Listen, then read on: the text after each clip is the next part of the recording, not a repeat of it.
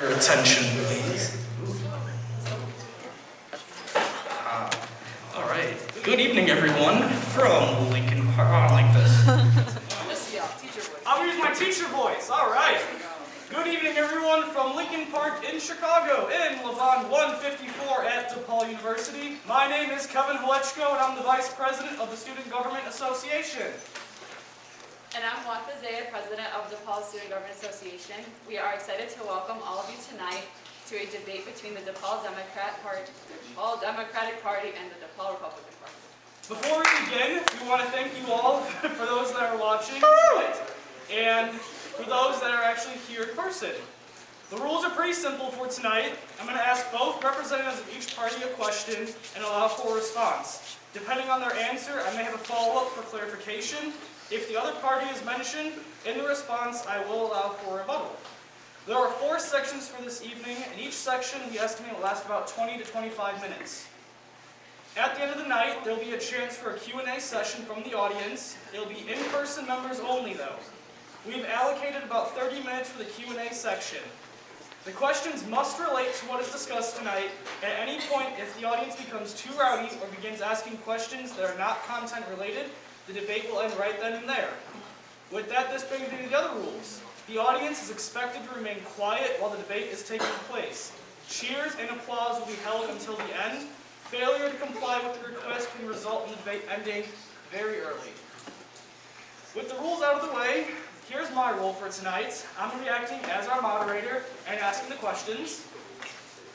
And I'll act as timekeeper and let the debaters know when their time has expired. Without further delay, we're going to begin. Please welcome to the podium the contenders from the Democratic Party and Republican Party.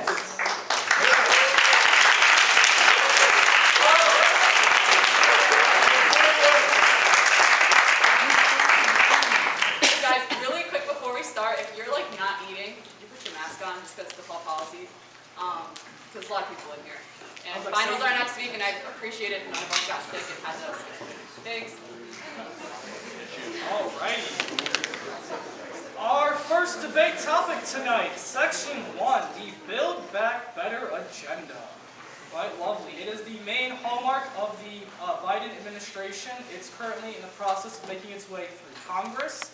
The first half of it was just recently passed last week, and then the Democratic Party is still working on a second half that is to be decided, I guess. The first question is going to go to the Republican Party, and it is, why does the Republican Party oppose a bill that is broadly supported by the American people?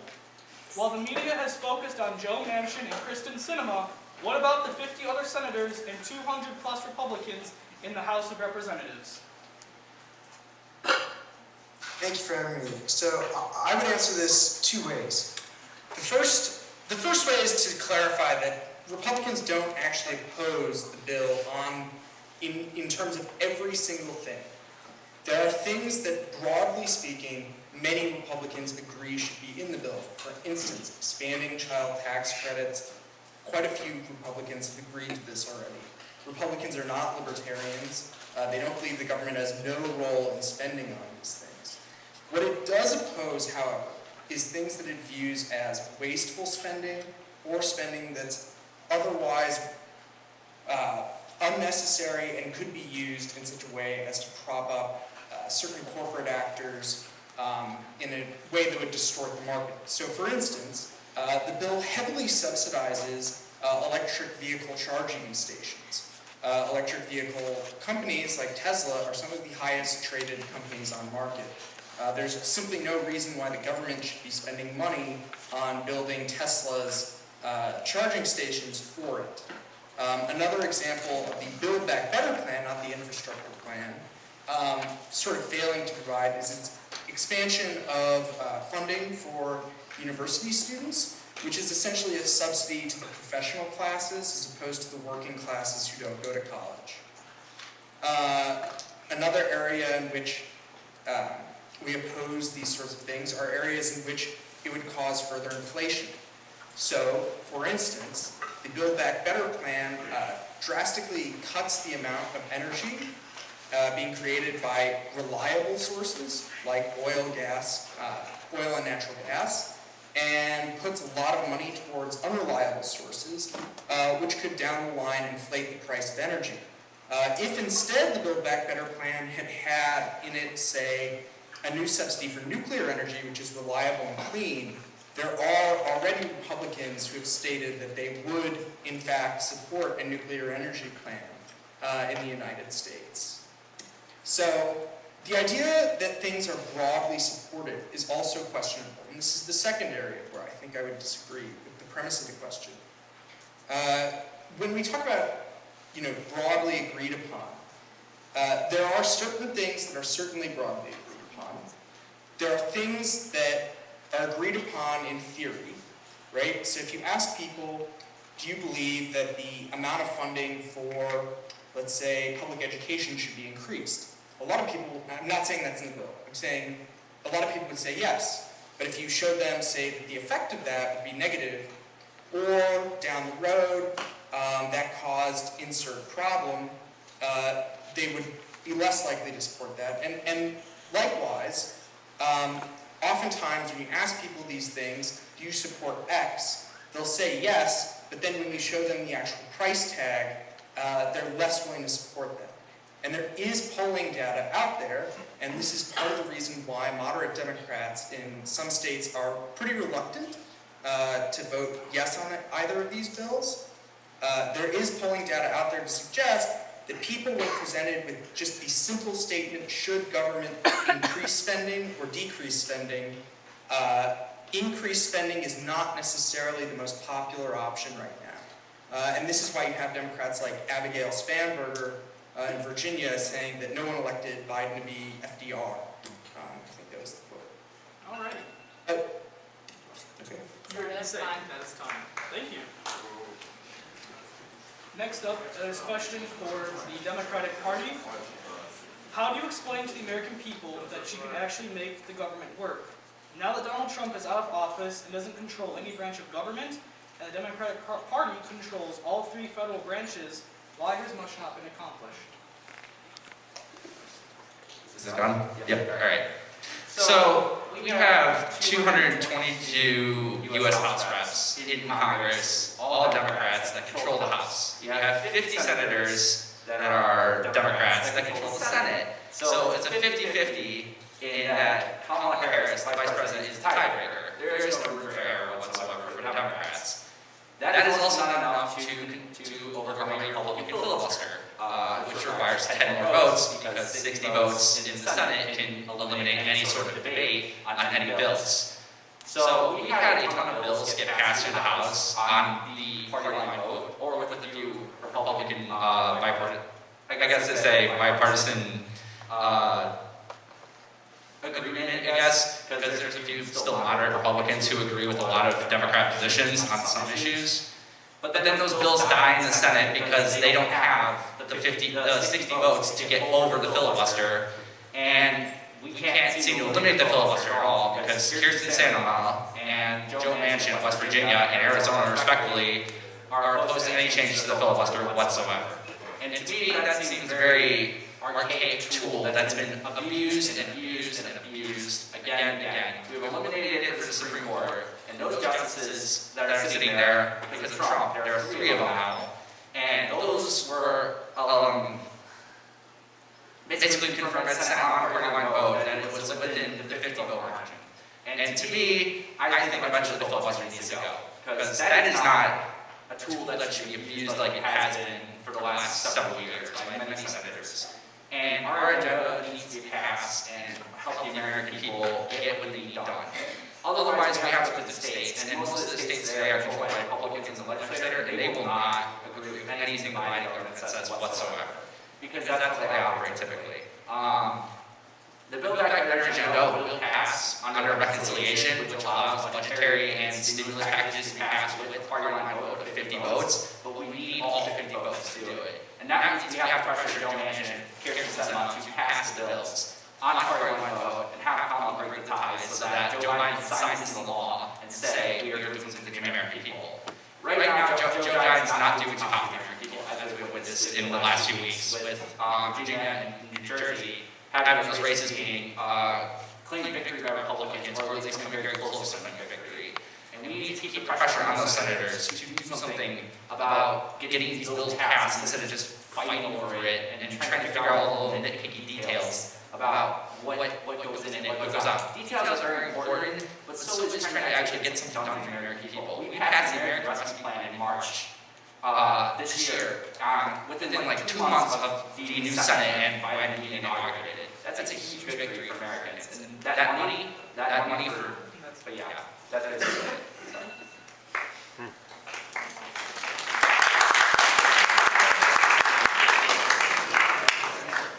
Question 2 is for the Democratic Party. Simply put, why should the Build Back Better agenda be passed? And you don't have to use the whole time.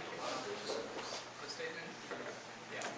I think it should be passed because this is what's going to help the American people get through the next 10 years. Because this is one of the biggest bills we've had an opportunity to pass in this Congress with all three branches controlled by government, by Democrats and government. Since probably OBJ was in office. Now it's the 1960s. It's been over 60 years, essentially, since we've done anything majorly substantial with Democrats controlling all three branches. We didn't do anything under Bill Clinton. Healthcare failed under him.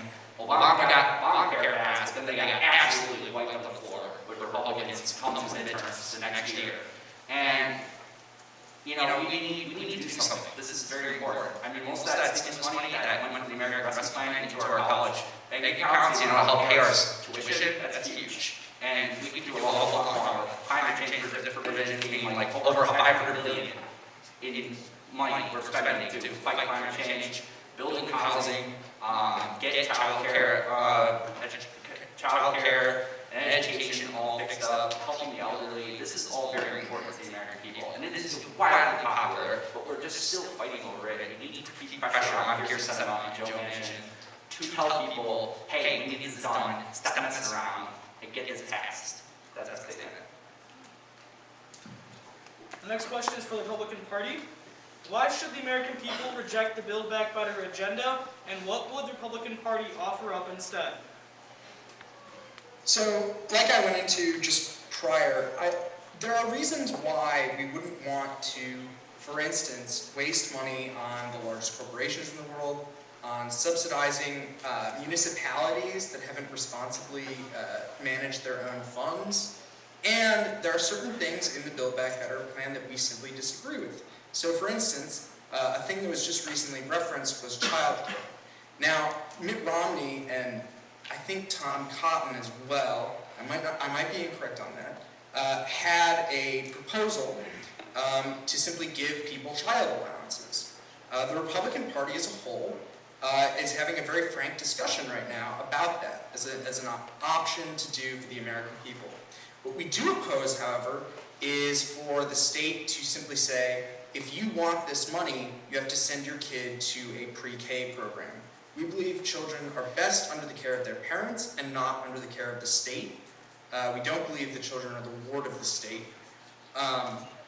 Likewise, there are simply things in the bill that we don't think belong in a bill that's supposed to be building anything. So, for instance, the bill contains quite a bit about equity and inclusion. These might be noble causes, these might be important things, but these don't necessarily belong in an infrastructure bill. They don't necessarily belong in any sort of bill that's supposed to help the entire American people and not just groups that can claim that they've been oppressed or not oppressed. That's my statement. Great. That ends the discussion for the first round.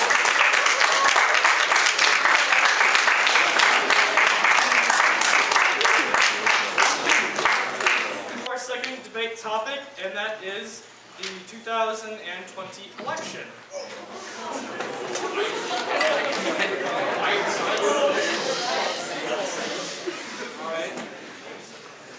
Thanks for feedback. The first question is for both political parties. We'll start with the Democratic Party for the first one. And the first question is, does the Democratic Party believe in democracy? Do I believe in democracy? Yes. It is sad that you have to ask that, but I believe in democracy. Our liberal democracy has to grant Americans freedom, in modern times equality, And that's a big part because of our free and fair elections. I, as a Democrat, believe in free and fair elections, and I trust that the winner of an election, no matter which party, was elected fairly, and I believe that because that's democracy at work. Unfortunately, the Republican Party does not share these same views. Currently, we are facing the greatest constitutional threat to our democracy since the Civil War. Never in our country has a U.S. president tried to sow doubt in our elections since former President Trump has, like President Trump has. He's claimed our elections were not secure, mail-in voting, which our troops use and was needed because of the deadly pandemic, was a way to steal the election, and when asked to provide any evidence for these claims, and the 63 times he took it to court, he could not provide any evidence. Since the 2020 election, Republicans have passed voter restriction laws, making it harder to vote for their constituents in 17 different states. Meanwhile, the Democrats have been trying to pass the John Lewis Voting Act, which would expand voting rights for all Americans. Republicans have strongly disproven of this, which is a deeply undemocratic move. Democrats are fighting for democracy, Republicans are not. So yes, I do believe in democracy.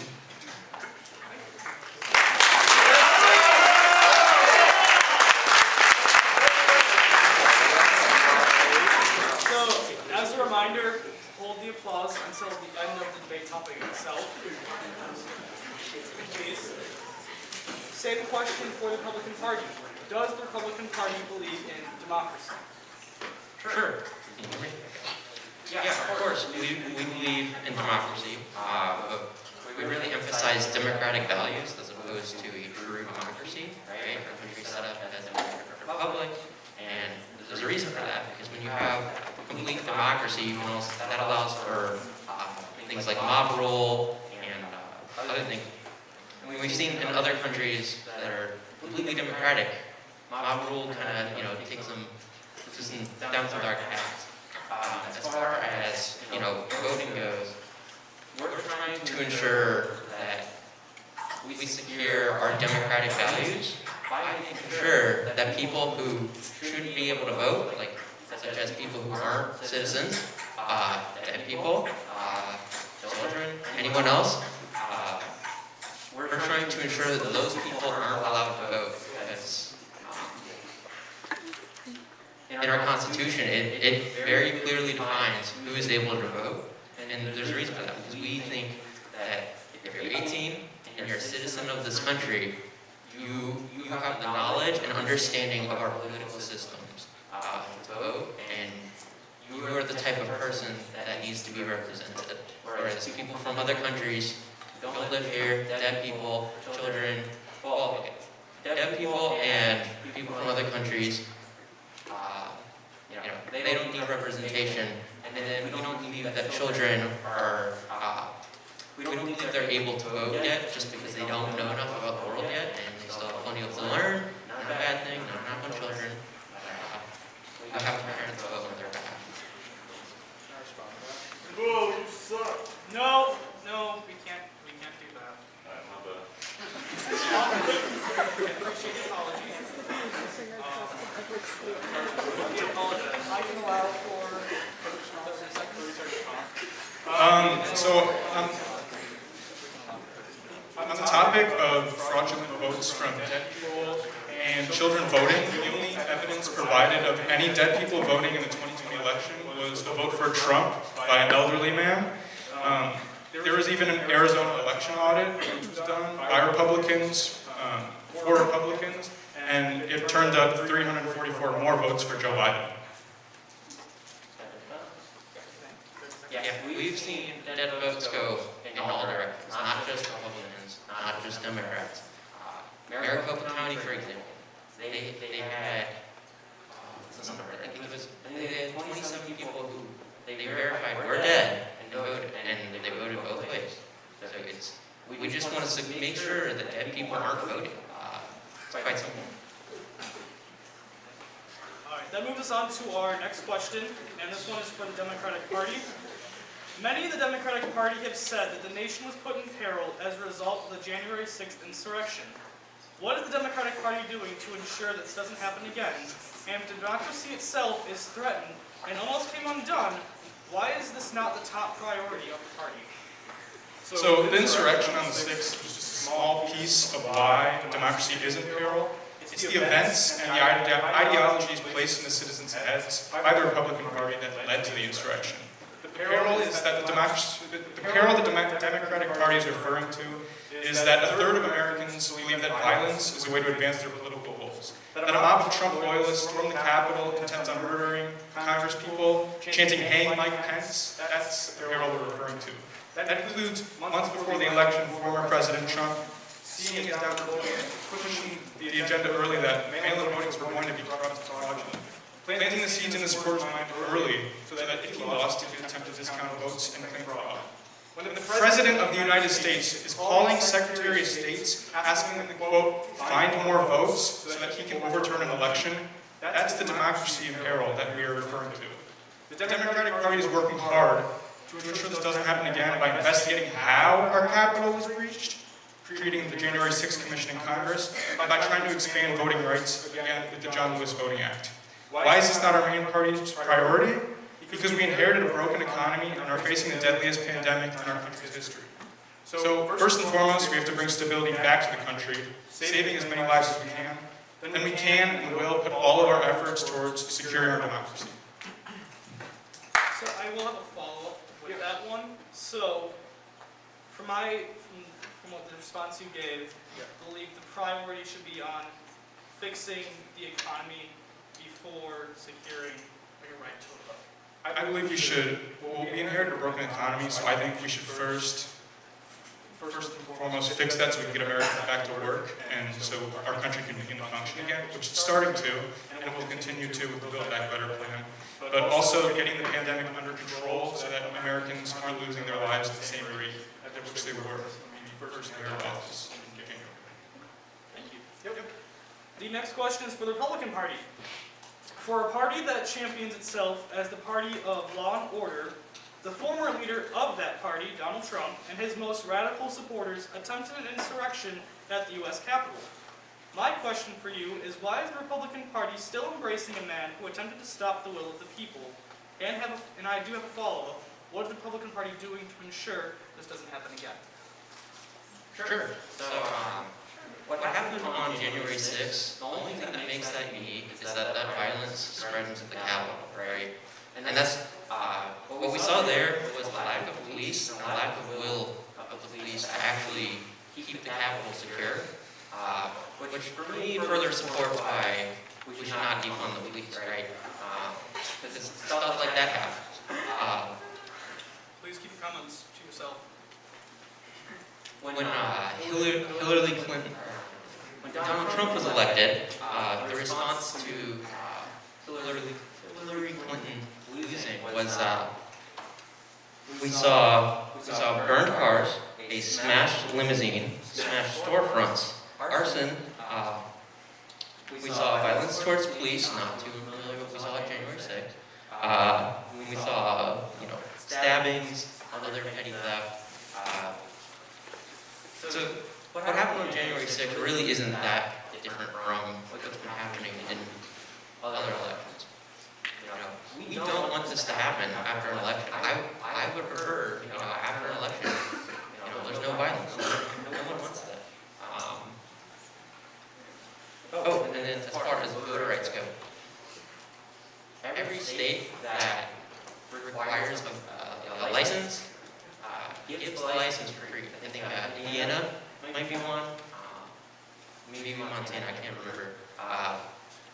But they keep it secure and fair for everyone who can't afford to get a license. They provide them for you for free. And it's really not that hard to go to a DMV and get a license.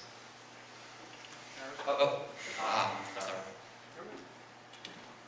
So the way we want to prevent, stuff like this from happening again, we want to keep funding our police, be specifically aware on big political days and events that, there might be violence that comes from either party, and we need to be prepared for that, and just assume that it will happen. so the comment you took about the police's inaction, that was actually because it took Trump 6 hours to call for reinforcements from the National Guard to respond to January 6th. One of the leaders of your party, Mitch McConnell, he described it saying Americans beat and bloodied their own police, stormed the Capitol floor, and built gallows and chants about murdering the vice president. Quote, they did this because they've been fed wild falsehoods by the most powerful man on earth. Because he was angry, he lost an election. Alright, so, before the police were sent in, Mayor Bowser made the decision to reduce the amount of police present because of optics. Because the summer before, there had been rioting and looting, all in the name of defunding the police, right? So she didn't want there to be police there and it looks bad. So that's why there was a lack of police.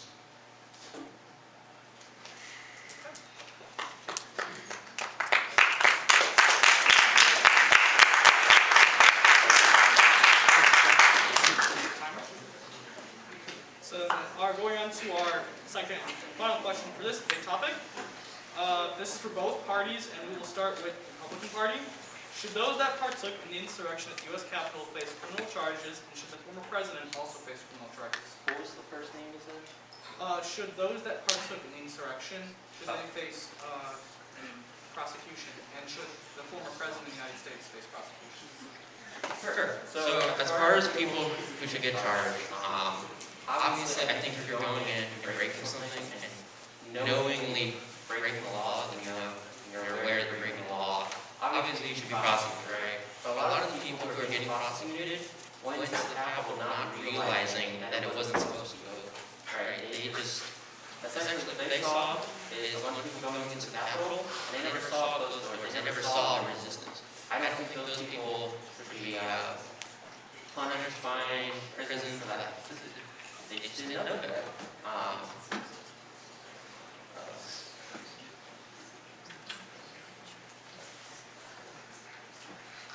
Sorry, what was the second part? The second one, should the former president face prosecution?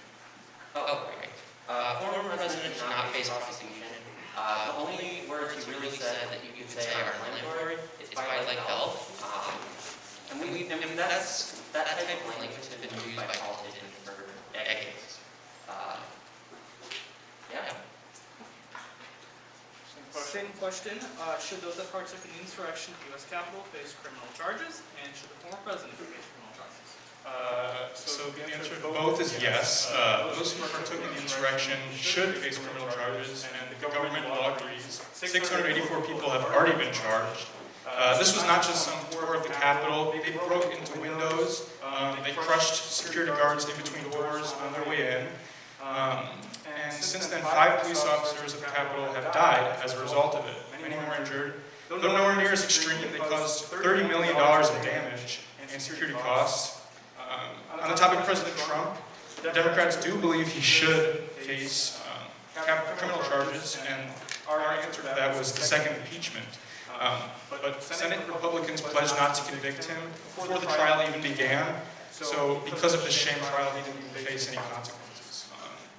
We do believe that he should be banned from running for office again, which was a part of the impeachment, and they again struck down. The Senate Republicans did. We do believe he should face criminal charges for trying to influence the election in Georgia and the multiple fraud and tax evasion charges he is facing in New York. There is legal precedence for his actions. Brandenburg v. Ohio, he advocated for crime, sabotage, violence, or unlawful methods of terrorism as a means of accomplishing industrial or political reform. So it's illegal, there's legal precedent, and he escaped consequences because of a sham trial. Yes. As for people who actually died on January 6th, we have Ashley Babbitt, who was shot by a police officer. I think he was either through the door or through the crack in the door. Essentially, there wasn't much of a sight line for the police officer. And then 2 protesters at the insurrection, they were just old and had heart issues and passed away. It's tragic. We don't want people to do things, but that's something that happens, and it's just part of the world.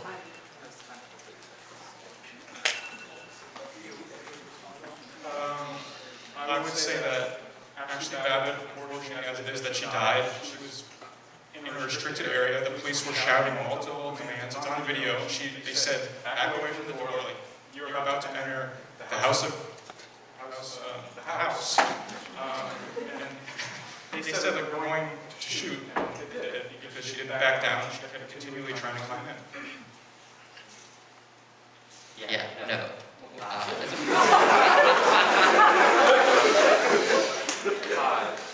The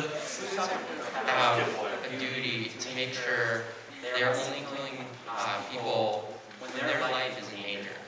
Those police officers could retreat, right? They did not have to shoot into that crowd. They had other methods, pepper spray, batons. Also, they could use force, takedown tactics, anything like that. But instead, they recklessly decided to use the gun to kill them. Brianna Taylor. Okay.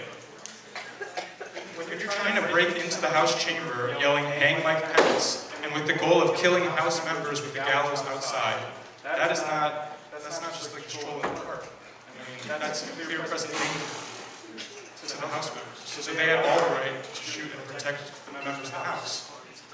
Why couldn't the House be evacuated? Well, they tried to, but then they blocked the exits. They were trying to get in all the angles of the House chamber. And we're the debate on this one. Thank you, guys. Oh, that's it. Thank you. Both parties. Question 1 is, do you believe that the vaccines are safe and effective? Why or why not? And for this one, we will start with the Republican Party.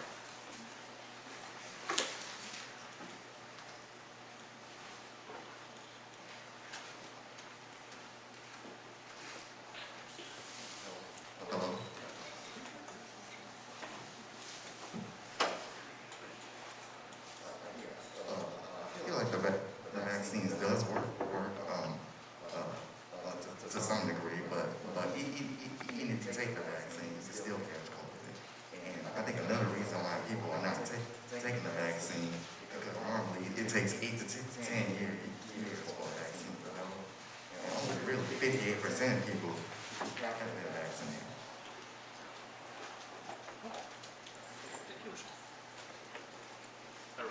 Oh, yeah, of course. And why? Do you believe the vaccines are safe and effective? Why or why not? Yes, I clearly believe that vaccines are safe and effective. Since the vaccine rollout, the percentage of vaccinated citizens has greatly brought down the unemployment rate, benefiting the economy. Vaccines, the idea that vaccines are a new or some sort of newfound development in America is just simply untrue. Things like vaccine cards for the polio vaccine were prevalence in American history. Everyone went to a public school anytime in their life to get the measles vaccine, and there's nearly no rebuttal on measles vaccine. Everyone agrees that we should be safe from measles. And the vaccine mandates have legal precedent. Even university students sue the university saying that they shouldn't be required to get the vaccine to come to class. And the Supreme Court found that they are indeed allowed to require students to get the vaccine.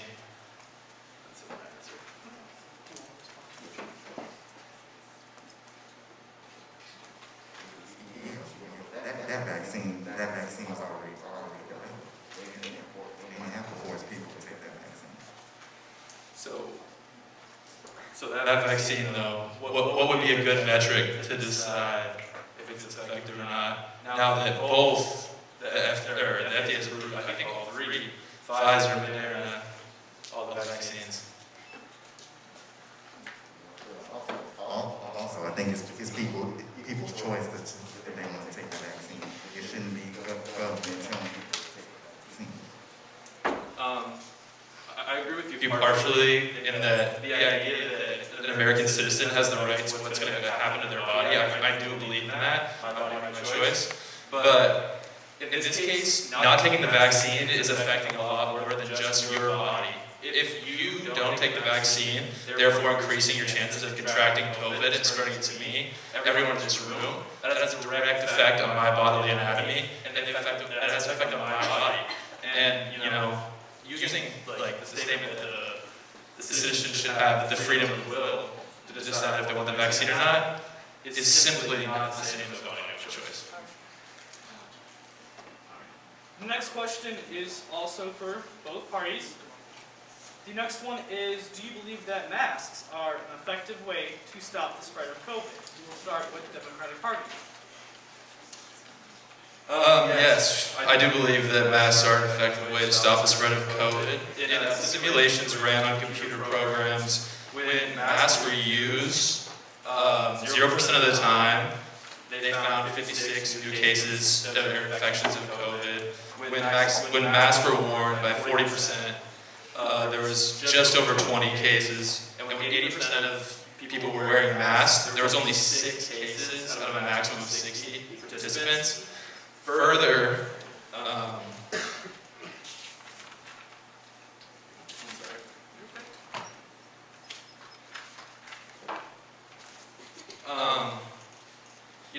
you see effects like there's very low risk in wearing a mask. There's not any harm done to your body by wearing a mask, and there's clear positive benefits. So it's a low risk, high reward practice, and that's the simple justification right there.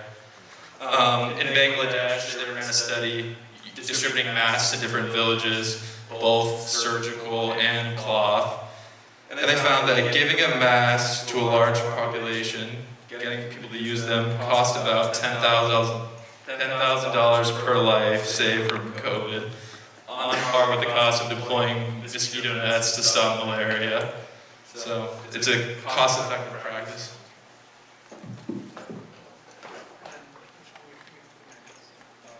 Same question. Do you believe that masks are an effective way to stop the spread of COVID? I feel like they're not, there's only one particular mask that can prevent COVID. It's the N95 mask. The CDC doesn't recommend it. First they recommend double masks. They say if you were vaccinated, you don't have to wear a mask.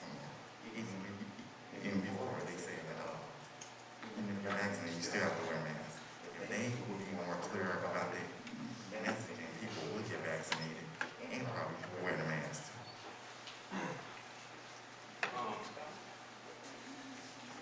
Yeah, I mean, you're saying that people who are fully vaccinated should have to wear masks, and that the CDC is only recommending one type of mask.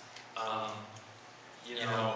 would ask to counter that, how would you explain scientific evidence from the study of Bangladesh, from the computer simulation, from the real world data on cases, for places that have used masks versus places that haven't, and how can you say it's not an effective practice?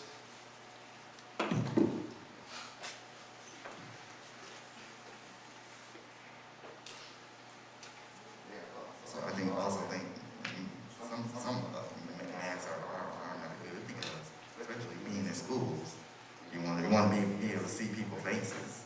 You can't be wearing masks forever. What's the purpose of the vaccine? Well, I think the purpose of the mask is the safety of the students, and gathering in large groups has been proven to speed up the spread of COVID-19.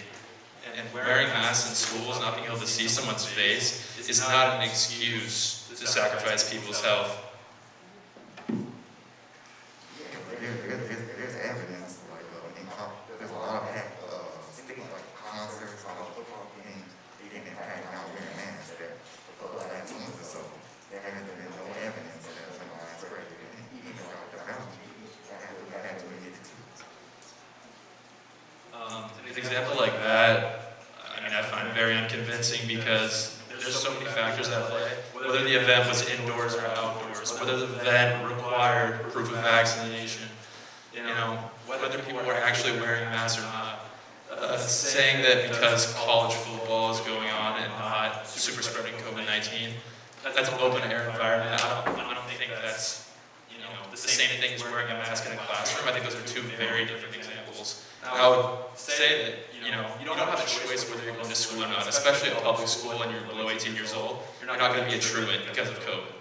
But you have a choice, a conscious choice, to go to attend a large event like a college football game.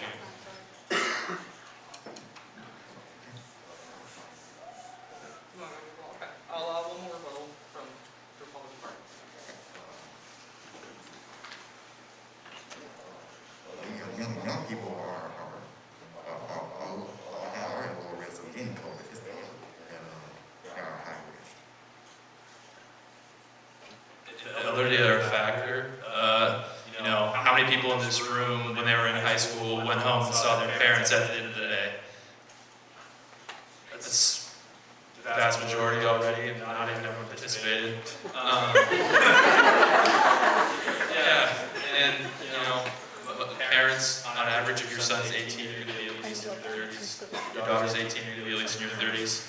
I think those people, mixed with the odds and ends of people with immunocompromised bodies, like asthma, Lyme disease, anything like that, it's not worth the risk.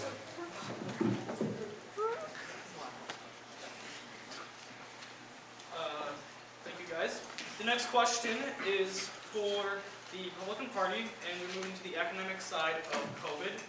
How well did Donald Trump handle the economic recovery from COVID-19 under his administration? Trump, he used the Defense Act to increase sanitizing supplies and other critical items like medical masks and sanitizer, which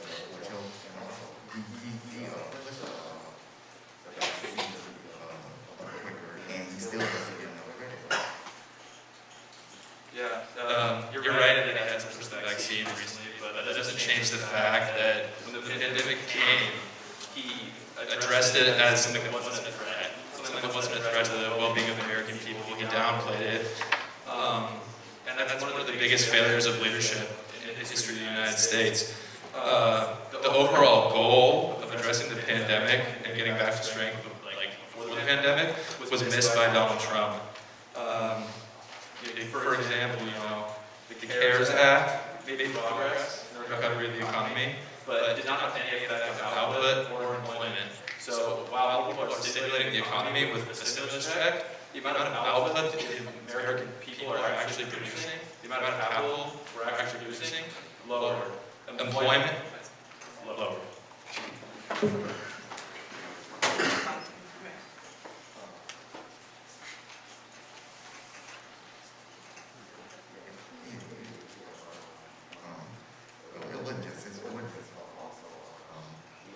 Dr. Fauci, he invested in gain of function research. That's how the virus originally happened.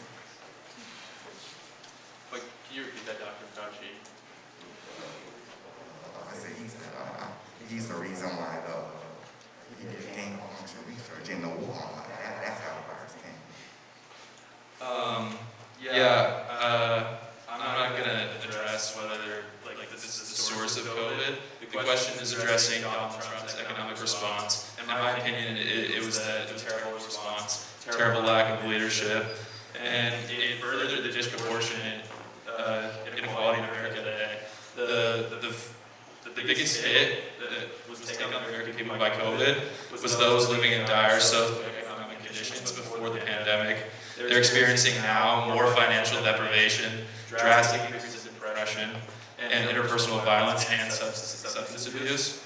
So, I think Trump, his lack of response, and the same thing, blaming Fauci, is not good. I'll allow for one more response. If you don't have to.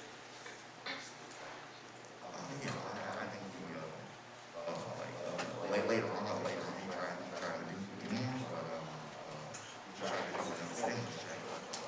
Congress and they didn't want to do another stimulus check because of the election. Also, he didn't shut down the whole country or other countries because he said that would be bad for people's mental health. They had taking drugs, alcohol, committing suicide.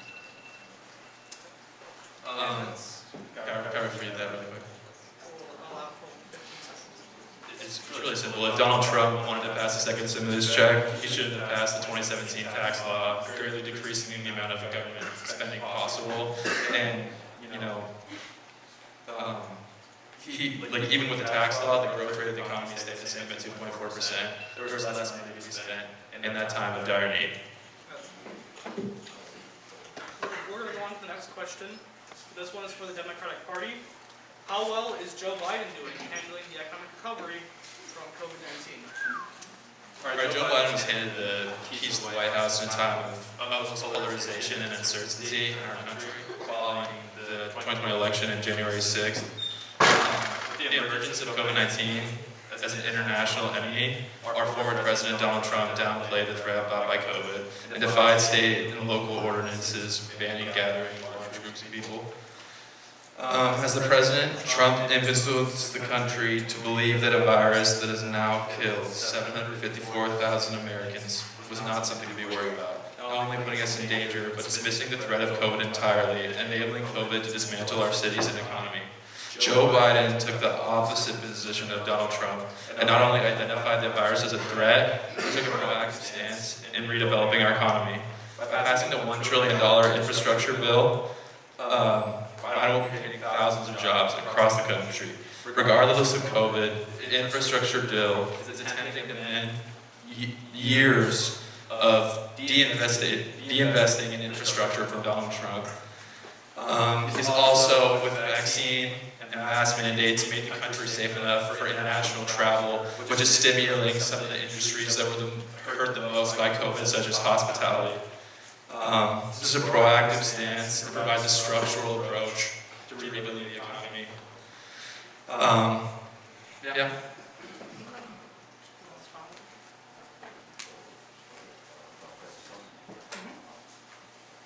Yeah, I would say the first 2 months in his presidency, he was getting stuff done. But another reason why we had variants because of international travel. People come from other countries, they don't have the same restrictions for providing negative COVID tests. That's why we had variants from the Olympics. Can you clarify that for me?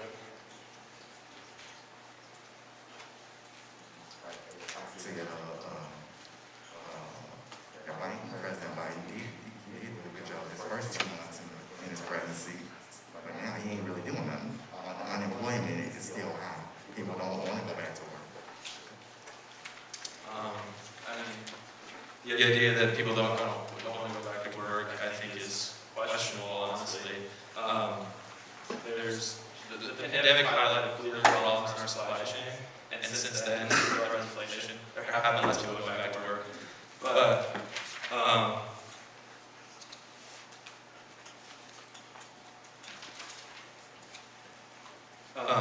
the supply chain and these issues that you're talking about that you think Biden is not addressing, like inflation, like the supply chain, are happening internationally. France, for example.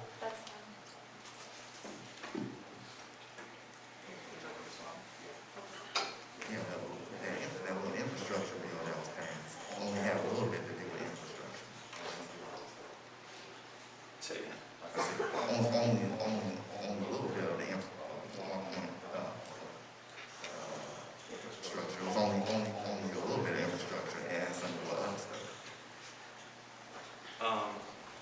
The infrastructure bill, regardless of what's inside, it's spending money.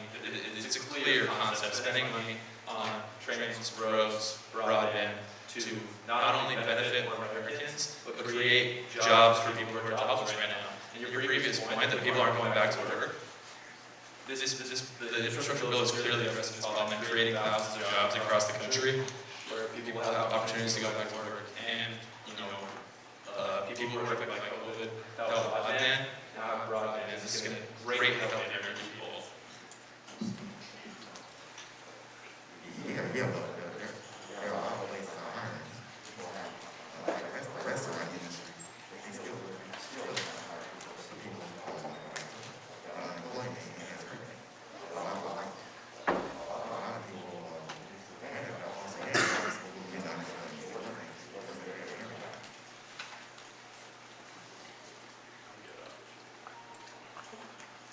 Alrighty. And that brings to an end our discussion on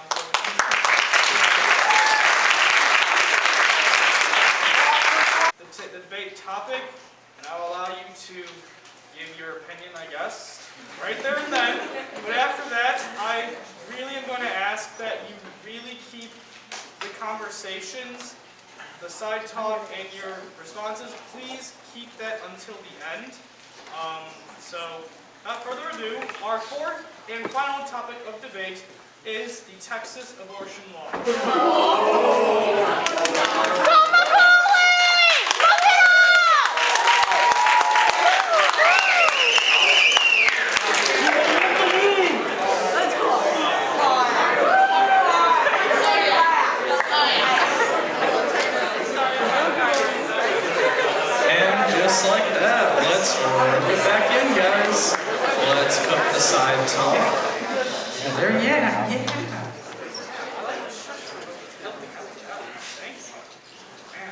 that. And then just one final reminder, kind of like we said earlier, please keep in mind it does take a lot of courage to come before, like the student body, to state your beliefs on something. So please be respectful, regardless of what either person says, and acknowledge that they did a lot coming up here and willing to go not only before all of you, but also in front of people who are on Zoom. So it's still something that I think, please keep that in mind.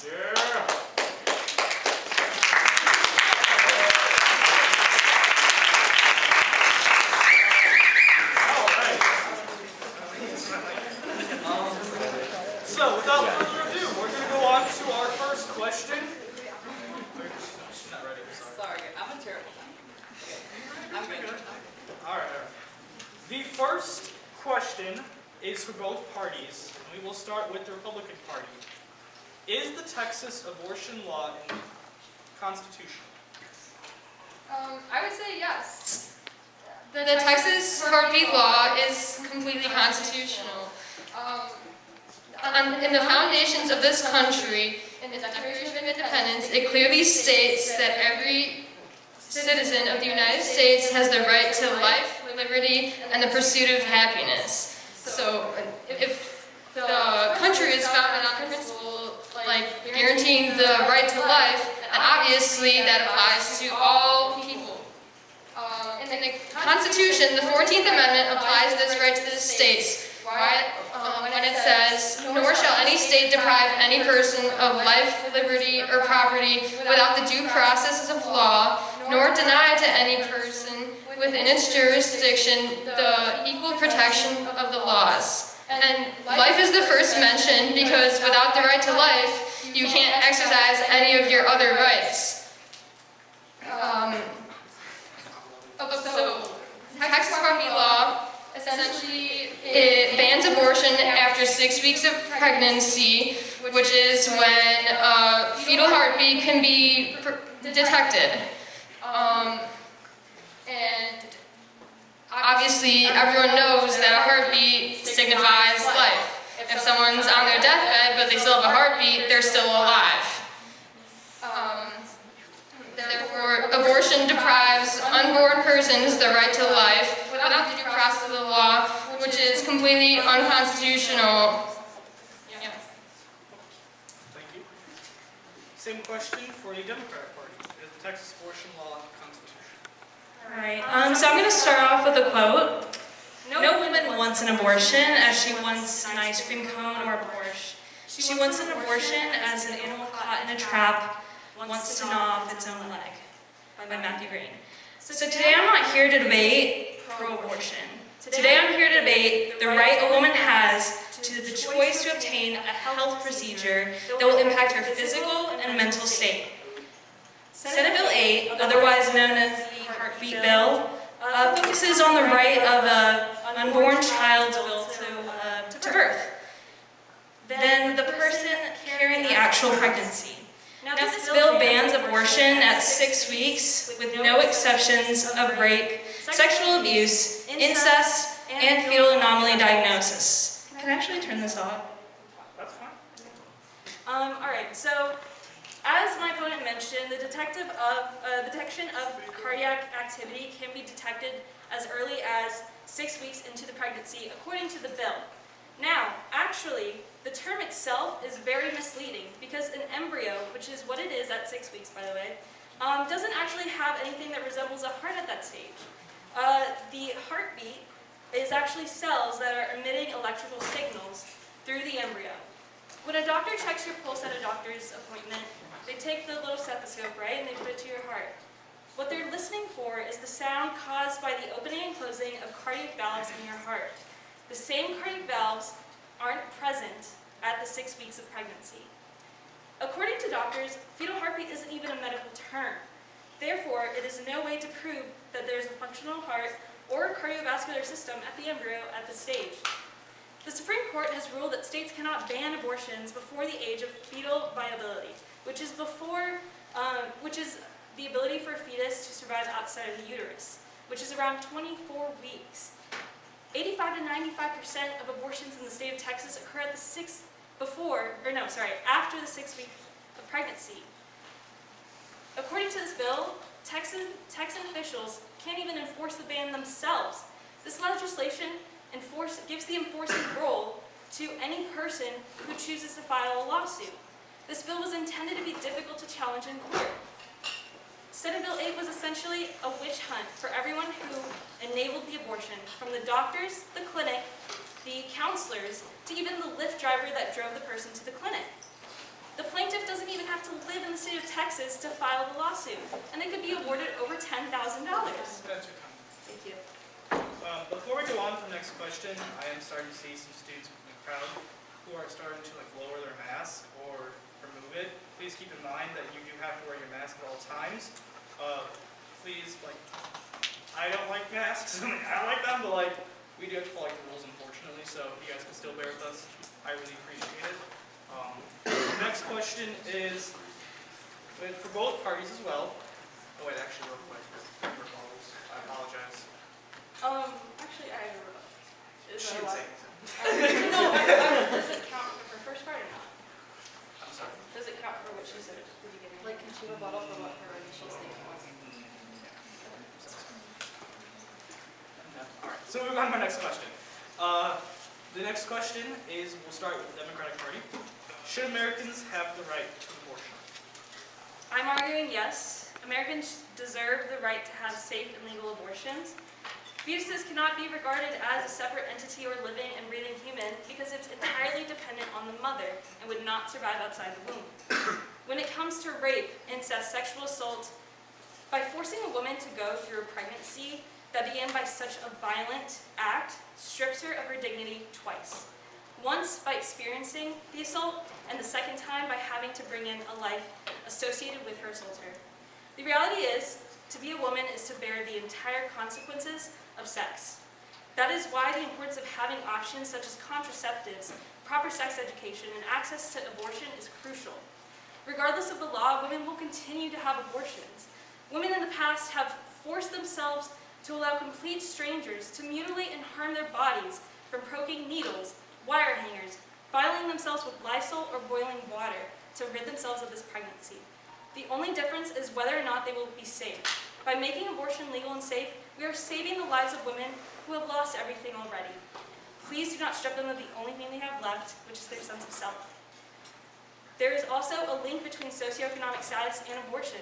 By banning abortions, disproportionately affects women of color and women affected by poverty at staggering rates. Black women are almost 4 times as likely to terminate a pregnancy, while Hispanic women are 2.5 times more likely.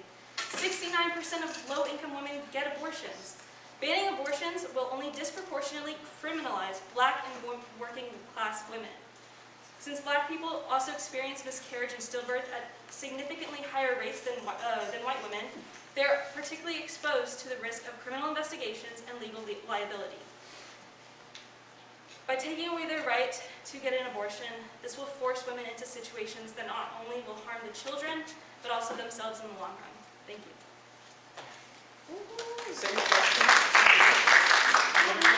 Save the applause until the very end of the section. Should Americans have the right to abortion? My answer is no. Abortion is not a right included in the Constitution, but the right to life is, in fact, included in the Constitution. In a study performed by a professor at University of Chicago, 96% of biologists stated that life begins at fertilization. So, therefore, if life begins at fertilization, then you do not have the right to terminate a life after the sperm and the egg have fertilized and it's a baby. You don't have that right.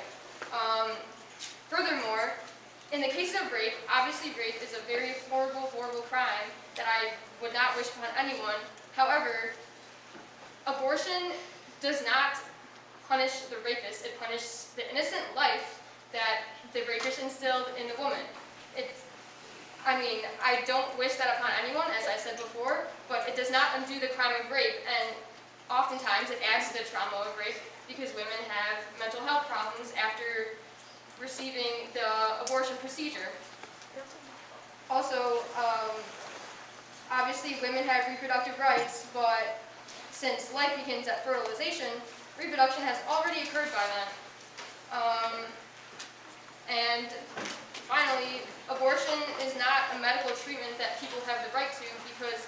not improve the health of the mother or the baby. All right. So as my opponent said, abortions do not count as a constitutional right, and that it is also considered a life. According to the Britain Royal College of Obstetricians and Gynecologists, the majority of neuroscientists believe that the cortex is necessary to experience pain. All right. So the cortex, doesn't actually become functional in an embryo or the fetus until the 26th week of a pregnancy. The 80 to 95% of abortions occur before the 20th week of abortions.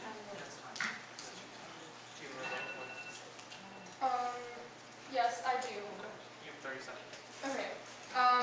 So the cortex obviously makes it for the fetus to experience pain, but if you ever watch a video of an abortion being performed, you can clearly see that the fetus can feel what is happening to it. And it's a horrible, horrible thing to watch, but I mean, clearly you've probably never seen the procedure, and I know they probably can't feel pain in the very early stages, but they do eventually feel the pain of abortion. So like I said, their perception of pain is not fully functional until the 26th week of a pregnancy. Therefore, the overall majority of abortions, they don't experience pain at all. So therefore, if it doesn't experience pain, how is it considered a living thing? Well, if you're numb, then you're still alive. You don't experience pain, first of all, and then, Well, it's not.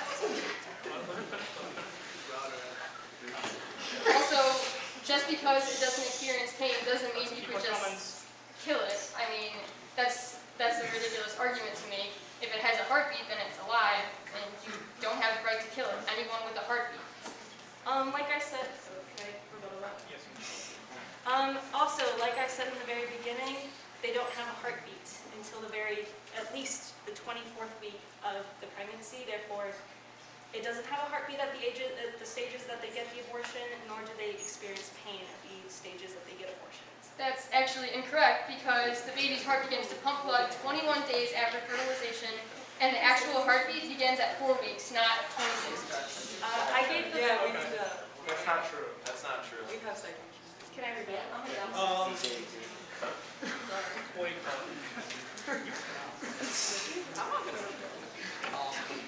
I will allow for one 15-second response from the Democratic Party, and I will allow one 15-second response from the Republican Party, and then we'll go on to our next question.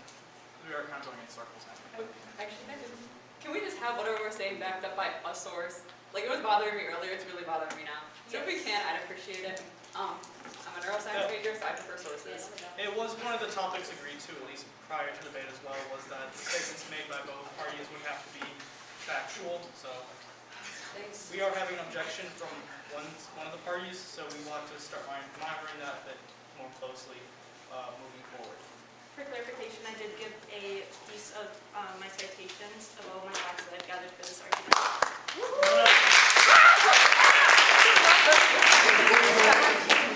Remember, please save your responses and all of that, please, until the end of the topic.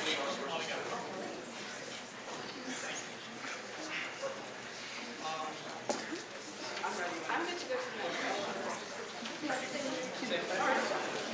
Both have agreed to move on to the next question. So, the next question is for both parties as well. We will start with the Democratic Party. And should the federal government be able to intervene in abortion cases or in state law at all? All right, so I'm arguing that the federal government should be able to intervene in abortion cases as well as state laws, because that are proven to be unconstitutional or cause harm unto their own citizens. For example, we've seen in 1960 the federal government, rightfully so, intervened in states to end segregation. Those same state laws were infringing on the constitutional rights of individuals. As we've seen recently, the federal government is intervening in abortion cases and laws, such as the one that we see in Texas. Under the Supremacy Clause in the United States Constitution, as I'm sure we all know, we've all taken the government class, it prohibits states from interfering with the federal government's exercise of its constitutional powers. Essentially, the federal law is the law of the land. If states continue to violate a woman's right to her own reproductive organs and criminalize her for her own liberties, the federal government shall continue to intervene, rightfully so. To finish off with the words of Madibak K. Denny, allowing the government to strip away liberties based on pregnancy status opens the door to expansive public intrusions into personal decisions throughout pregnancy and childbirth. This is why it's important that we have a supremacy clause and federalism to check that states are not infringing on the rights of their citizens and their liberties. Thank you. And then, second question for the Republican Party. Should the federal government be able to intervene in abortion cases or in state law at all? Well, I believe it depends on the case, but obviously, like, the 14th Amendment, as I mentioned before, states that the states don't have the right to deprive any person of life, liberty, or property, and that same amendment to the Constitution states that the states have the right to make their own laws, which is why, like, for example, I'm not clear on this right now, but marijuana is illegal by the federal government, but it's legal here because our governor needed a law that is allowed, and the federal government is not intervening in that. Can I repeat that? You guys kind of started.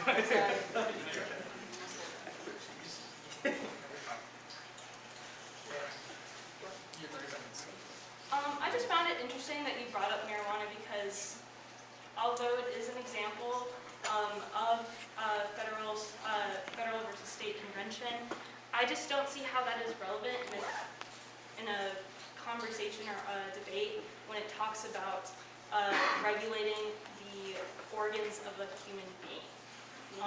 Because smoking weed is a choice.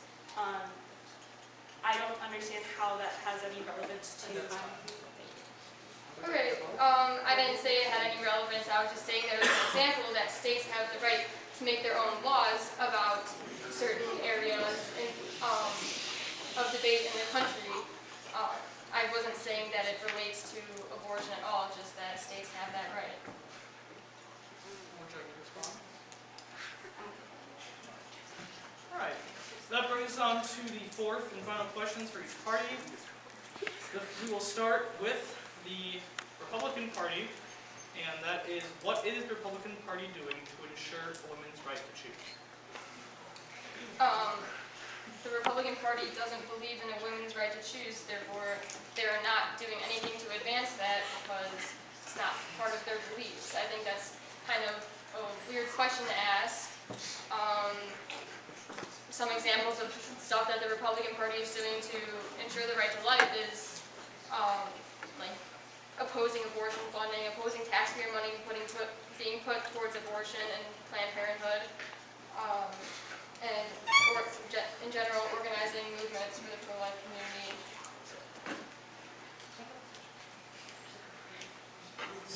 Final question is for the Democratic Party. It's the exact same one. What is the Democratic Party doing to ensure women's right to choose? Alright, so I am going to just come off clear off the slate. Neither party is innocent. Both parties are very flawed, right? But what is consistent is the majority of Democrats have recently been fighting for pro-choice legislation. In late September, we've seen that the House Democrats actually passed a bill to counter abortion, a bill such as Senate Bill 8 from Texas. It's called the Women's Health Protection Act, and it would protect a person's ability to decide to get an abortion and would protect the health care providers' ability to offer abortion services and prohibit the restrictions on abortions as seen in Texas, Ohio, and Mississippi. As I would like to close off this argument, is anyone in this room aware of any legislation that gives the government control of the male reproductive system? Exactly. So I will leave you with this quote. I'm going to leave you guys with this quote. The decision whether or not to bear a child is central to a woman's life, to her well-being and dignity. It is a decision that she must make for herself. When governments control that decision for her, She's being treated as less than a fully adult human responsible for her own choices. And that's all. Thank you. Yes.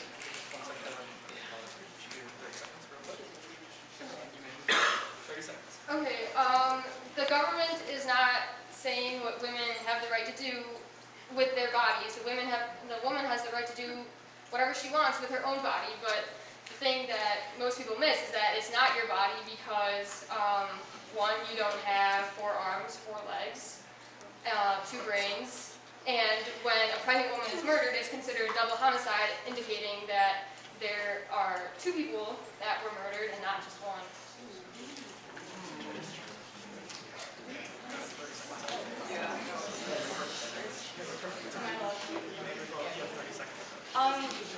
So, like I've said multiple times,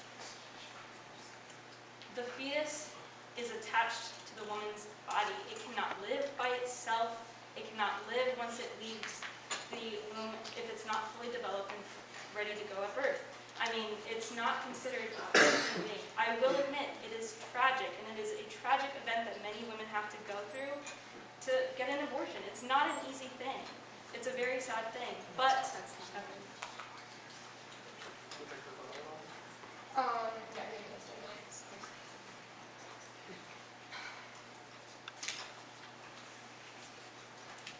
Never mind. You're okay?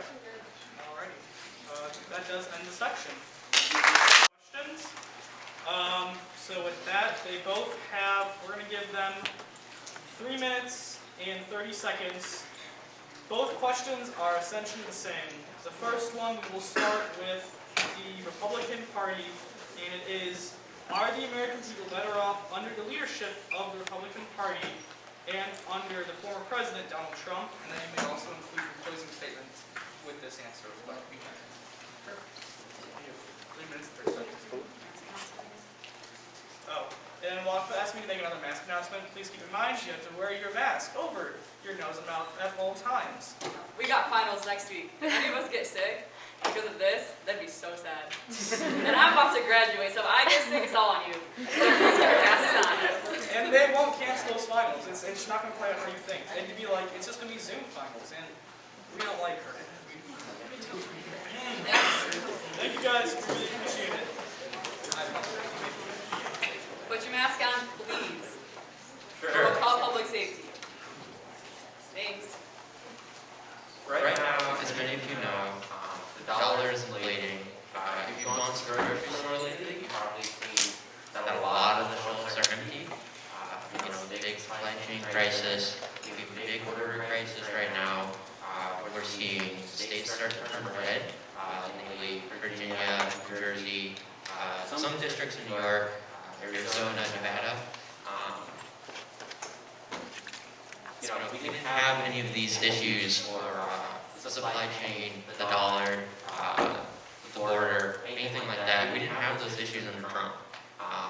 Do I think we should have Trump back? Probably not, and that's just a personal opinion. It's kind of being debated in the Republican Party right now. A lot of people want Ron DeSantis. That's who I want. There's some other people we talk about, but yeah, if under Trump, I think life was pretty great for most Americans.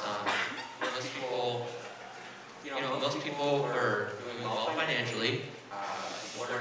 There was some border crisis, but Trump definitely handled it better than Biden is handling it, especially since he's giving incentives for people to illegally immigrate to America.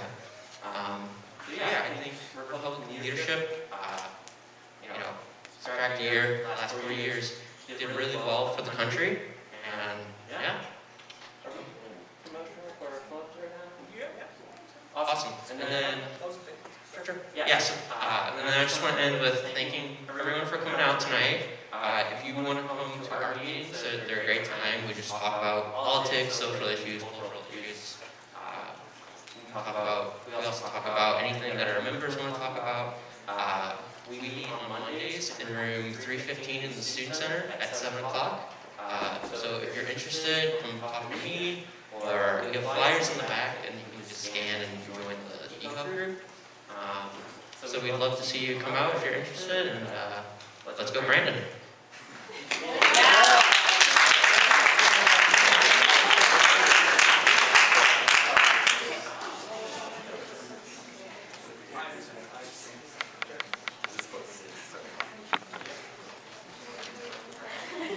The Democratic Party, your question, are the American people better off under the leadership of the Democratic Party than under the current president, Joe Biden? The Democratic Party has transformed from the party of Jim Crow segregationists that was as recent as 1960s was staunchly against civil rights and a bunch of equality legislation, any help for the American people. Now today, we elected the first black president. We've elected Joe Biden after he lost Trump in the election, and we have so much more progress to make in this country. It's very important that you guys stay engaged with the voter, being as voters. You're all voter eligible in all your states, and you're all university students. You can vote here, you go vote at home. I ask you to stay engaged with the issues that go on in this country, especially ones that are currently sitting in Congress where we have action done. We have a ton of bills that need to be passed under the Democratic House, so the Equality Act, I'm sure LGBTQ rights are enshrined in the Constitution. We have the Build Back Better agenda that's still yet to be passed and figured out. There's a ton of things going on right now, and we need you guys to stay engaged as part of the American people.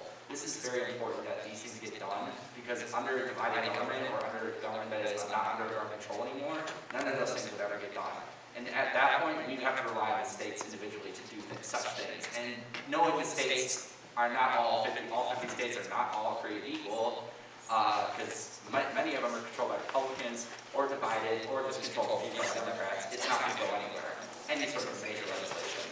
So it's very important that you keep engaged with what goes on. I know right now that Democrats have lost Virginia, and they've come very close to losing New Jersey, but this is Illinois, and we are a very blue state, and we know we need to hold on to the governorship in 2022, and I need you guys to stay engaged, especially as we draw the congressional maps, and ensuring a Democratic majority in the House stays in the majority in the House. We had a majority for a long time. It disintegrated in the 90s, and it came back under Obama, disintegrated again, and we need to hold it under Joe Biden.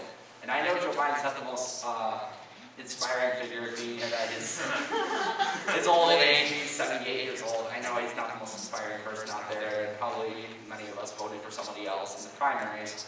But I also have to understand that he is the president, and he is the one leading his party. He's taking charge on many progressive issues that I know of that would be very important to the rest of us. He got the EPA, he's going after climate change. He's got a $500 billion provision in the Build Back Better agenda for that. He's got focusing on schooling and childcare and universities. He wants to ensure these things get done, but they can't get done unless the American people pressure the Democrats in Congress to get this done. And I need you guys to stay engaged with that and tell your Democratic representatives to vote for these bills, because that is what matters, and then to help you get us on the way, and especially ensuring your rights are protected under this Constitution and in this country.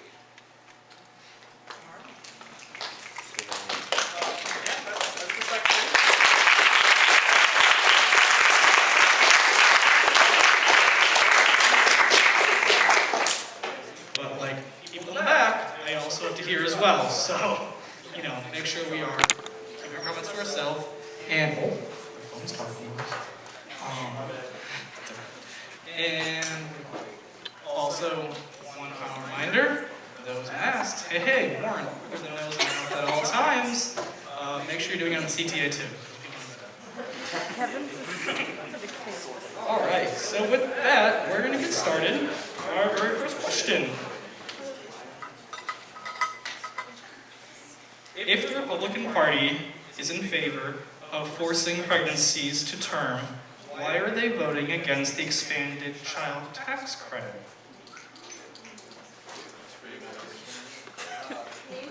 It's whoever you guys would like to respond, actually. It's really your choice.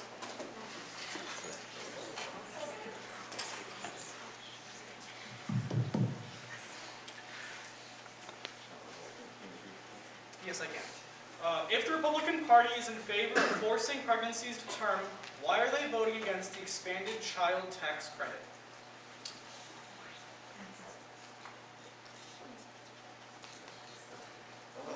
Because you don't want to pay people to work. You don't want to pay people to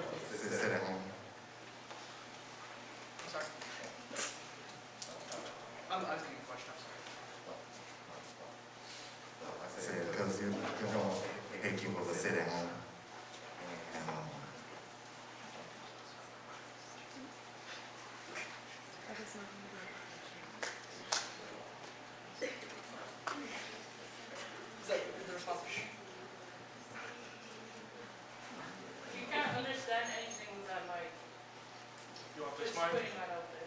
Okay, that's okay. Thank you.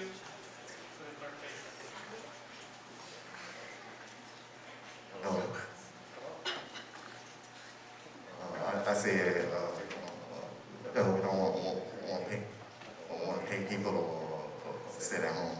We want people to also go back to work. And I think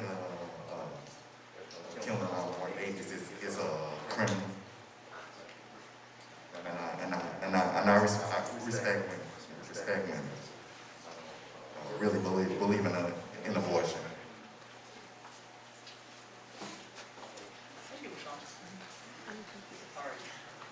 And then I also did forget to mention, that's my fault, the questions do have to be for both groups, so we're going to do our best to also make sure that the Democrats can also respond. So to this, we will ask, why should the American people buy into the child tax credit? So the child tax credit is the one thing that researchers have cited again and again that will reduce childhood poverty in this country, because most issues that stem adults in this country stem from their childhood, and poverty is being one of the biggest drivers of the achievement gap, the education gap, the wage gap, and the equity gap. It's atrocious to see with. It's awful to see.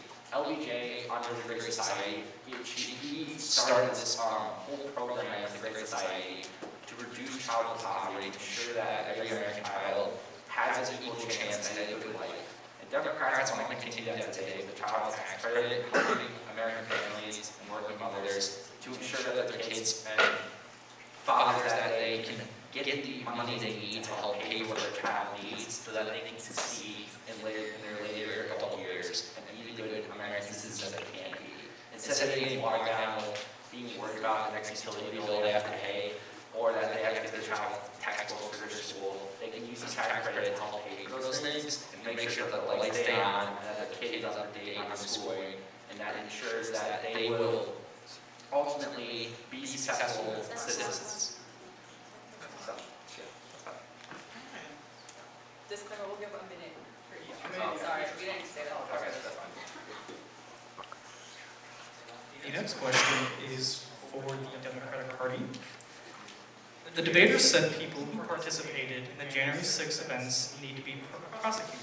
Do they also believe that people who participated in the riots, such as the Black Lives Matter protests, causing thousands of dollars in damage, should they be charged as well?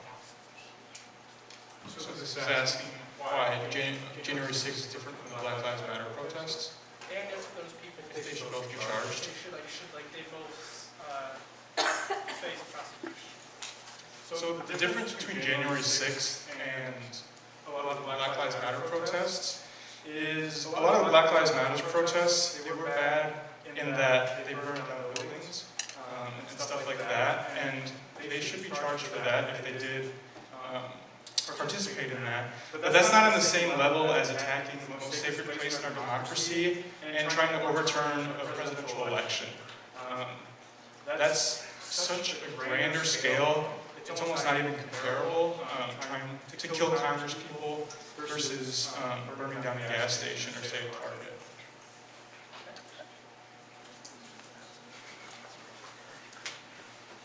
Yeah, so my response to that would be, we very much value justice for all, right? And it really doesn't matter what you believe or think. It's really about what you do in many cases. Saying that you support Black Lives Matter does not give you a legal pass to go burn someone's car or break into their business and loot.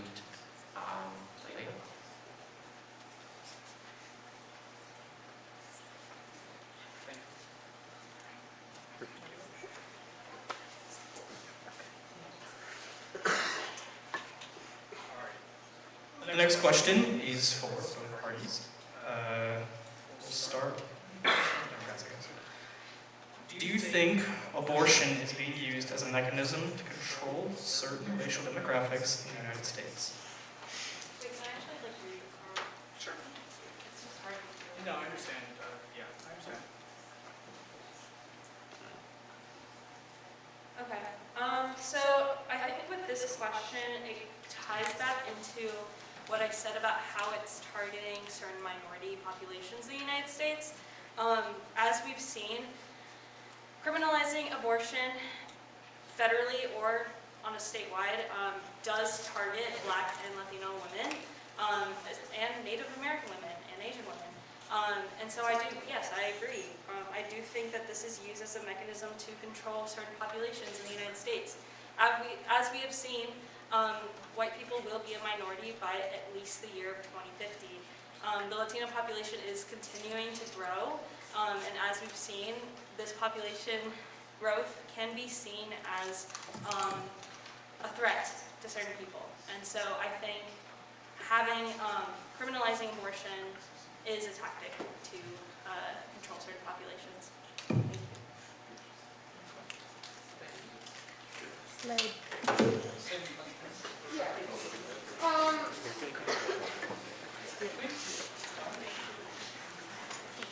So obviously, it was mentioned that abortion targets minorities, and that is very true because the foundations of Planned Parenthood, the largest abortion provider in the U.S., Margaret Sanger, the founder, was actually very racist. She founded Planned Parenthood in order to eliminate minorities and referred to them as human weeds.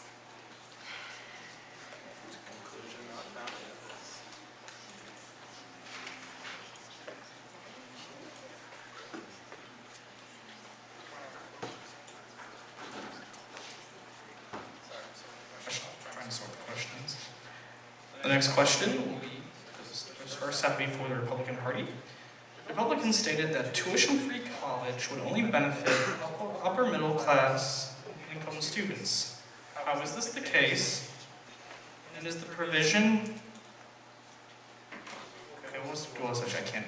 Yeah, in the second half, I really can't read it. Yeah, so you guys stated that tuition-free college would benefit only upper and middle income students. How is that the case?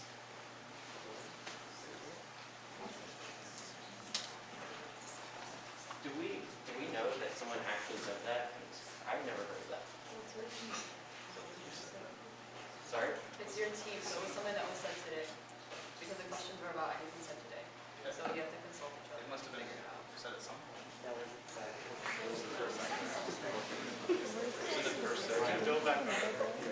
I mean, if the student who wrote it would like to come down, to maybe... Yeah, that was me. Okay, yeah. And would you like So in the Zoom part of I think it was Wyatt, he stated that tuition-free college would only benefit upper and middle income students. Okay. If it is being means tested as it is in the Build Back Better plan, how is that the case, as it would only expand access to those families under $100,000? They would get tuition-free college. So how is that only benefit upper and middle income students? Thank you for clarifying. No problem.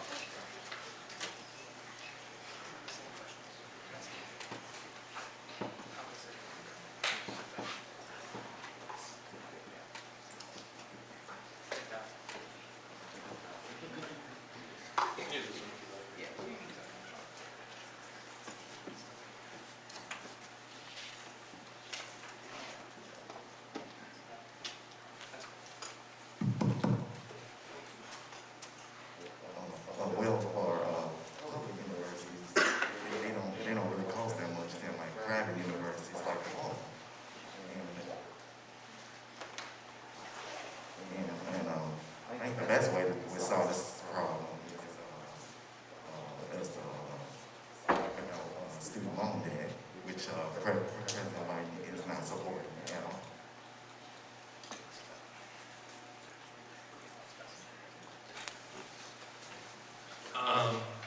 Tuition-free college in America would greatly benefit those at the lowest ends and the lowest ends of the socioeconomic spectrum. Not only would it be free tuition for families under $100,000, give them vastly more opportunities to attend college, but it would incentivize for families in the middle upper class and extremely upper class to use private universities and free up more spots in public universities for students who otherwise might not have the opportunity opportunity to attend college or have the opportunity to attend college, but will inevitably be bogged down and severely impacted by the banking system and student loans. The next question is for the Democratic Party. The Build Back Better initiative, what are ways this could help out those seeking citizenship? Biden put this on his agenda as a high issue. So currently, Democrats in Congress are trying to get legislation passed with the Build Back Better bill to give out green cards to undocumented immigrants and ensure that future immigrants will be allowed a chance to basically allow a chance to have a right to citizenship in this country. Because of the reconciliation rules that are in place due to the border rule, which is created by Senator Byrd from West Virginia, he died in the meantime. But because of the rules that he put in place, basically mean that anything that is tied to any fiscal spending has to be tied to fiscal spending. And we think immigration can be tied to it in that they can be part of the citizens and the taxation, or the amount of taxation that is generated from them becoming full citizens would be greatly enhanced in our government. And previous attempts to try to get anything related to immigration reform under passing the Build Back Better agenda has been shut down by the parliamentarian in the Senate. She can't be overruled though, the 50 vote majority though. So there is a lot of chance of that.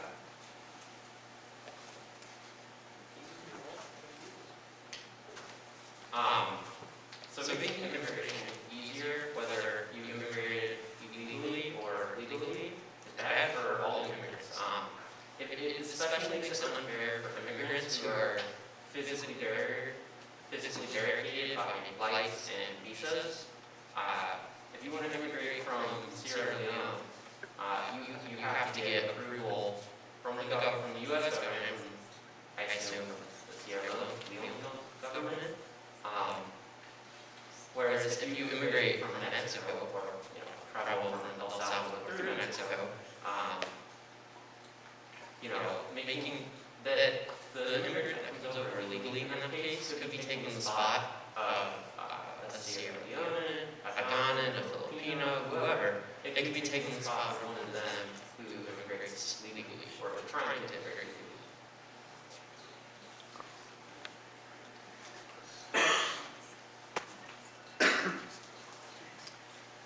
The next question, assuming your party will lose the next election, what party member from your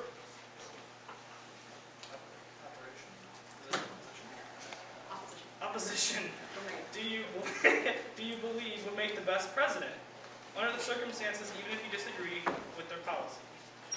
So if your party loses the election, who do you guys believe would be the next best person to take over? Yeah. We'll start in the 2024 election? Yes. So on the presidential level? Yes, it seems like they're hinting at the leader of the party, so we'll go presidential.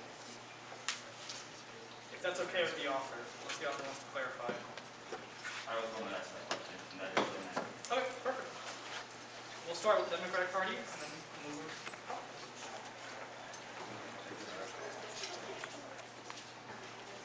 Here's the microphone, I'm sorry.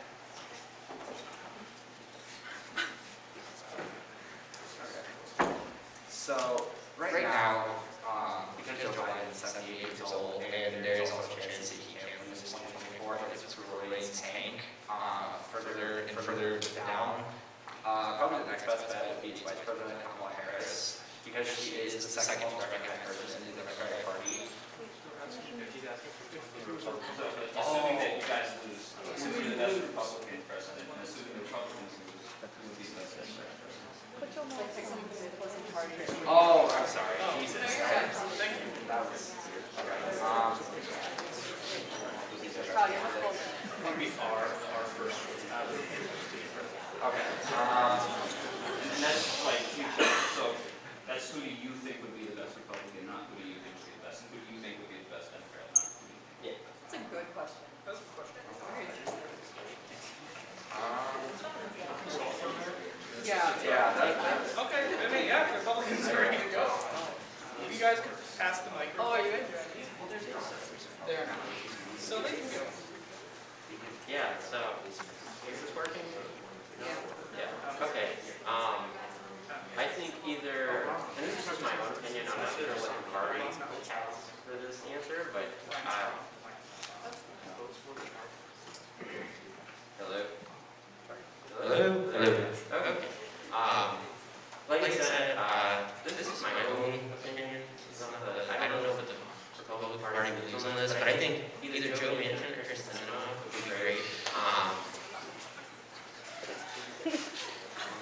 as you can see, they really stick to their own beliefs and they really fight for the people they represent. And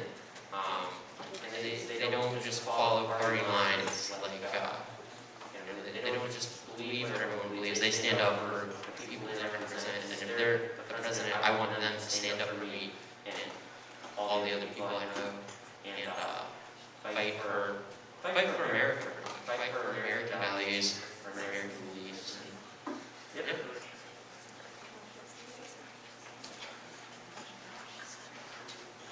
After consulting, we decided that if we had to choose someone, the best candidate on the Republican side would probably be Mitt Romney. He ran in 2012 campaign against Obama. And our reasoning for that is because he knows how to graciously lose an election. If he were to lose, he wouldn't try to overthrow the government or anything like that. And he also, he's not hyper-conservative on all of his views. He takes it on the other side. He votes for child tax credits. He voted to impeach President Trump when he broke the law. Yeah. Thank you.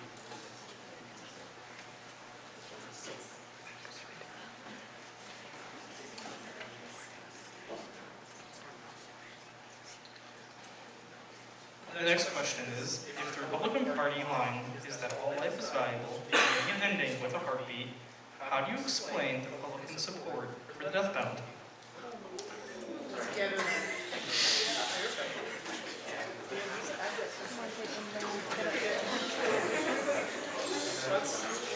I feel like I'm going to see it. It's been a long week. Tuesday.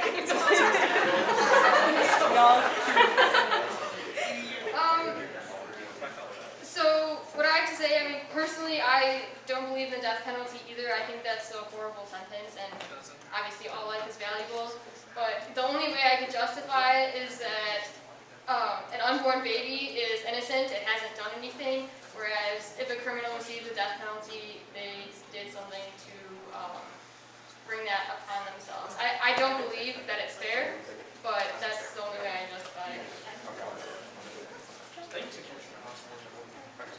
So similar, why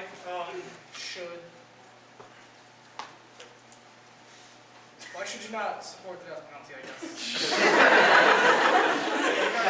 Try to Okay, so the reason why the Democrats don't support the death penalty is because it kind of places like a final sentence on someone's life without really considering all the things they've done. I know because it's hard to understand. Like someone committed murder, but they also have to have a right to fair trial. That is in the Constitution, but they can't be tried twice for the same crime. They can't be the 8th Amendment states that you have no cruel and unusual punishments. That's the basis the Supreme Court has ruled on for trying to overturn the death penalty in this country. It reversed that stance 4 years later, but a lot of states have basically banned the death penalty because it makes no sense to do it. The execution costs are so high and so many executions have been botched that it's crazy to think why do these people need to die like this. It's like a horrible way to die. And I know some of them are probably screwed up in the head somehow because they committed a horrible crime, but it at least gives them a chance to right to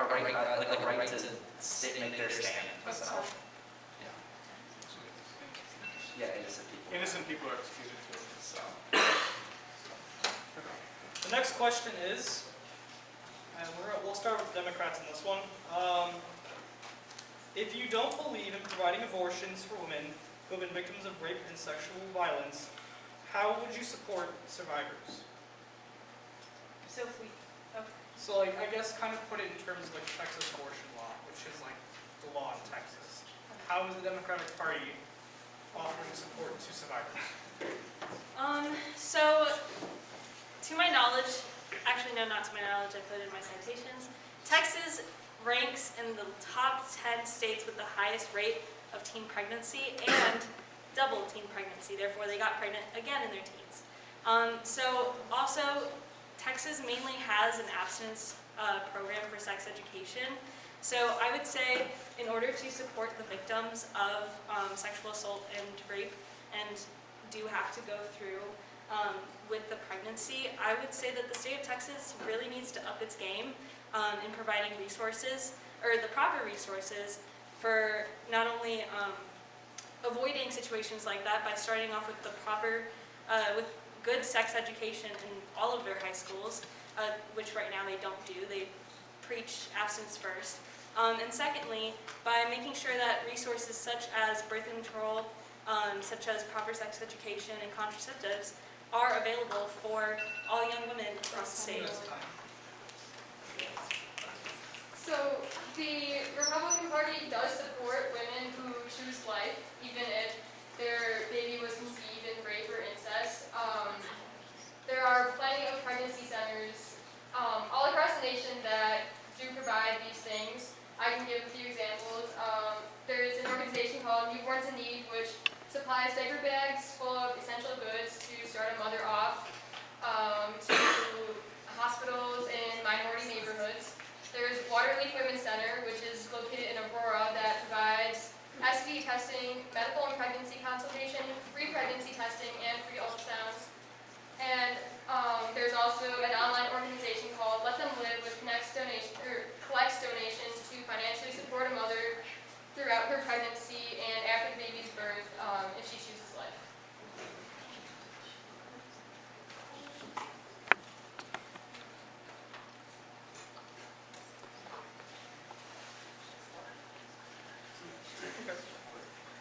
The next question is, what is the distinction between the COVID-19 requirement versus other vaccines that make it so controversial? We'll start with Republicans.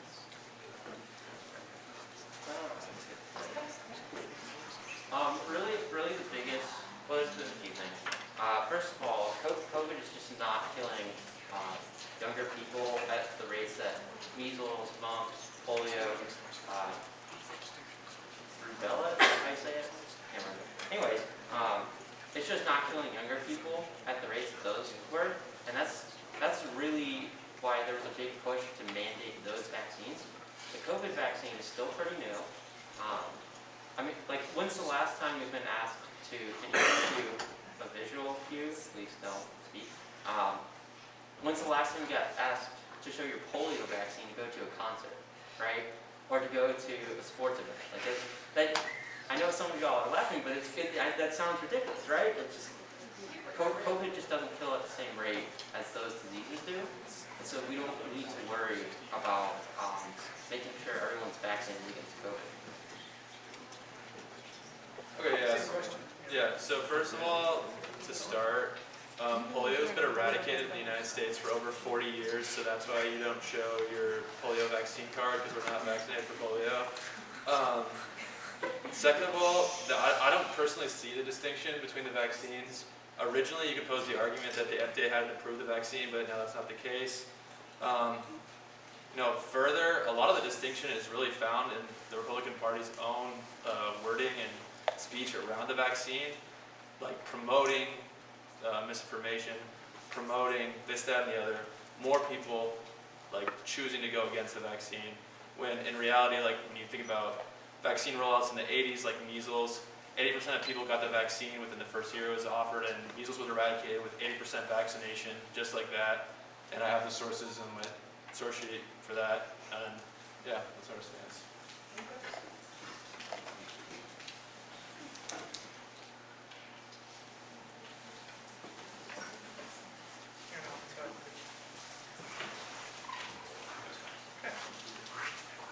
Next question. The Republican Party often touts itself as the party in favor of individual freedom. How do they reconcile their emphasis on body autonomy for vaccines with an emphasis on women's bodily autonomy in regard to abortion?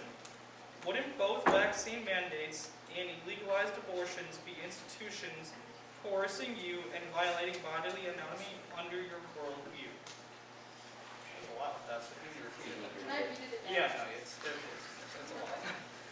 And if you guys have to read it too. That's a big question.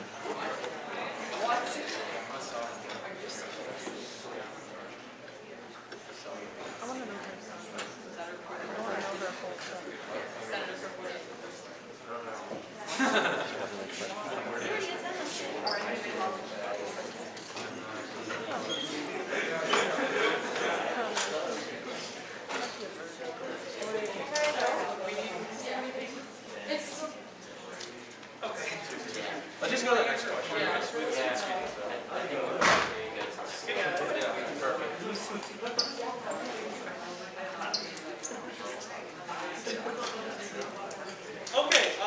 both groups agreed to kind of move on to the next question. They agreed it was a bit too loaded, but thank you though for it. Yeah, thank you for your input. Thank you. The next question is regarding the status of police at the January 6th insurrection. What is the official response of the party to multiple police testimonies? And does the treatment of these officers by far-right insurrectionists reflect your belief of backing the wood? So she's asking how they were treated? Or does the treatment of them on January 6th, How does that look like? How does this?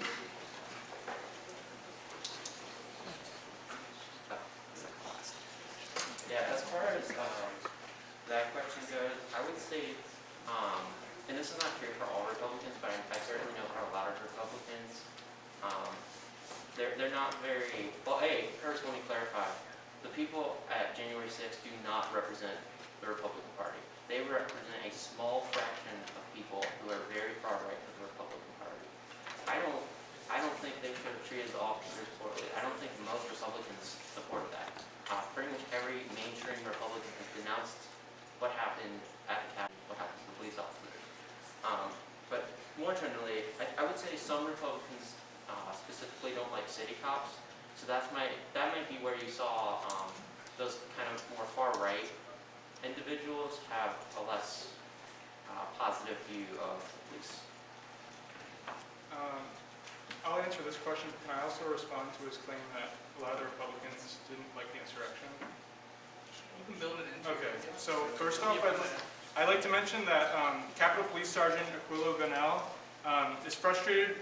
He's quoted being frustrated with Republican members of Congress who downplayed the danger from the riot, saying the same people who we helped, the same people who we gave them their borrowed time to get to safety, now they're attacking us, they're attacking our character. So the party that claims to back the blue was vehemently against the police and tried to downplay it, and claiming that many Republican members of Congress were against the insurrection. Through the January 6th Commission, it's actually... all Republicans. Even like as a Oh, it's General all Republicans. Oh, okay. Sorry. Well, I just wanted to mention that the January 6th Commission has found that so far 6 members of the Republican Congress have helped plan the insurrection, which helped let them figure out plans inside the Capitol on how to get it.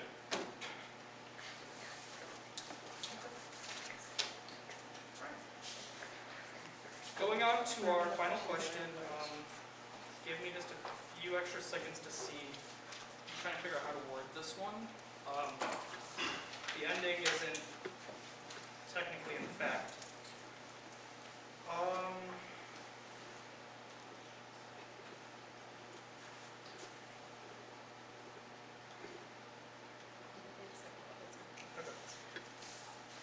For both parties, obviously. We'll start with Democrats. What is your response to the Planned Parenthood being located disproportionately more in communities of color? And the second half is not stated in fact, but so we'll just go with that. Can you repeat the first half of the question? What is your response to Planned Parenthood being located disproportionately more in communities of color? And they're going along the ideas of what is your response to Planned Parenthood allowing a disproportionate amount of black babies being, people of color being allowed to get an abortion. If you'd like to read it, I'll let you, because I don't know how to say it out loud. In terms of fact. I think we can answer it without addressing the second part. Yeah. I mean, in all honesty, y'all, if we have statistics to prove that Black women and Latinas are more likely to get abortions compared to white women, simply because statistically proven, we don't have as much access to resources as y'all. That's simply put. I think resources such as Planned Parenthood should be more accessible to all women, but I do think it is important for low-income and disproportionately affected women to have access to it they should be more prioritized, I'd say.